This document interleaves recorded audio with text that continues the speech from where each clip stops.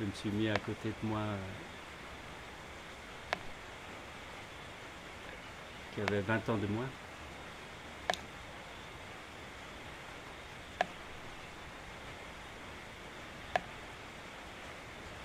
Alors, c'est un peu pour donner une idée du chemin parcouru. C'était pendant le festival Côté Court à Pantin. J'étais allé avec mon tout premier film qui s'appelait, et qui s'appelle toujours, L'île éphémère. Mais il y a aussi une raison technique, c'est que comme je ne vois pas ce que je filme et que je suis seul devant la caméra et qu'il n'y a personne derrière pour faire la netteté, donc j'ai pu faire le net sur la photo et je me suis assis de telle manière que je sois à peu près sur le même plan que l'image. C'est de la petite cuisine, mais ça dit aussi la petite cuisine qui est au travail dans la fabrication de mes films et aussi dans ce que cette chaîne qui est Simon Lao raconte. Et puis ça ressemble pas mal à comment on se débrouille au Laos avec des petites astuces de grand-mère. Bon, si on admet que grand-mère faisait du cinéma.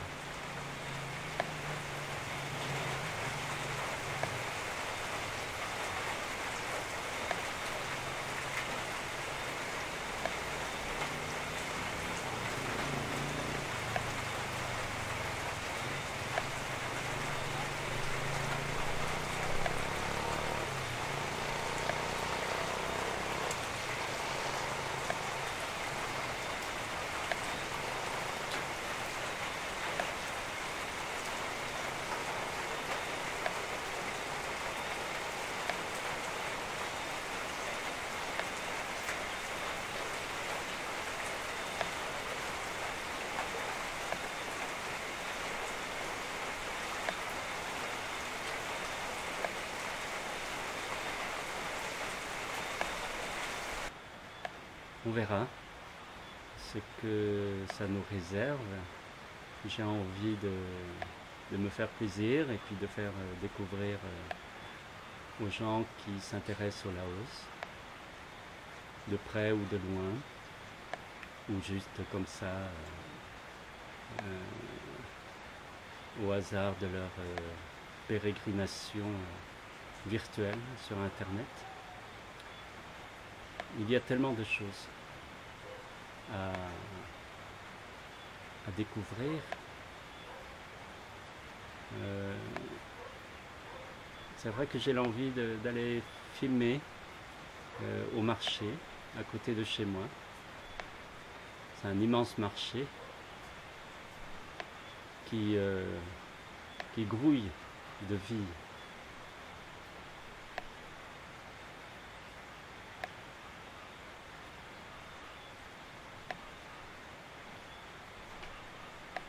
La pluie est revenue après 2 semaines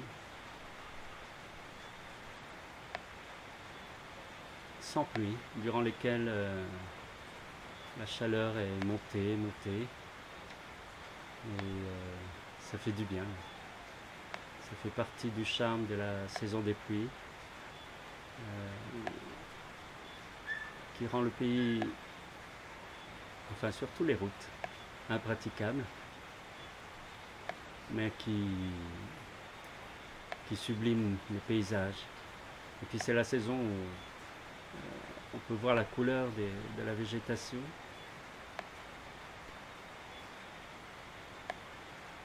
Parce que la pluie lave la poussière rouge du Laos, qui se soulève au moindre mouvement de l'air.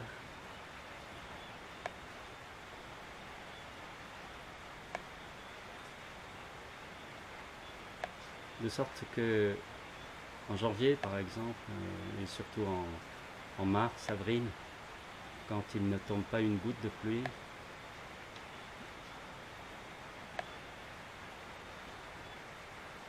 eh bien même les arbres sont rouges, rouges de la poussière du Laos.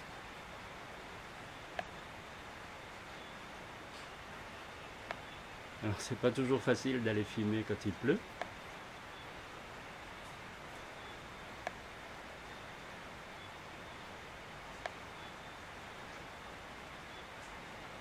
Et aussi pour enregistrer les sons. Je ne suis pas équipé pour faire des prises de son sous la pluie.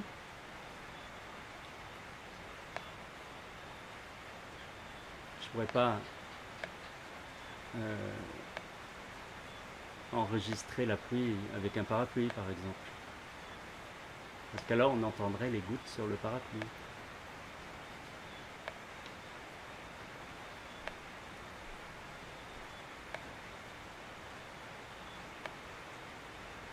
Alors c'est ça aussi la pluie.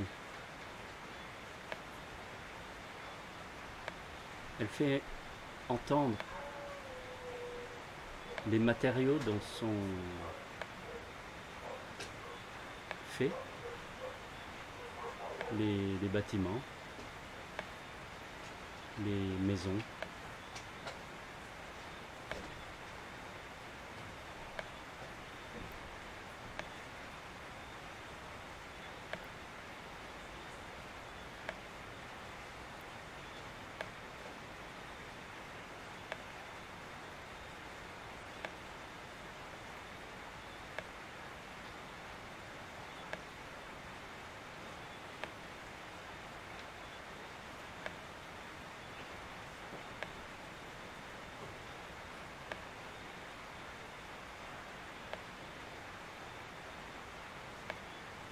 Un jour peut-être, si je trouve la solution technique,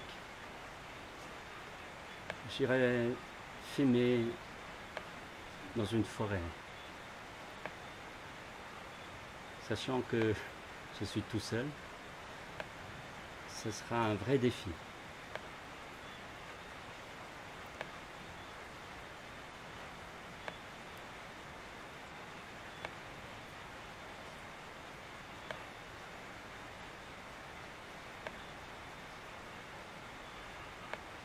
Je veux dire, pour mon matériel,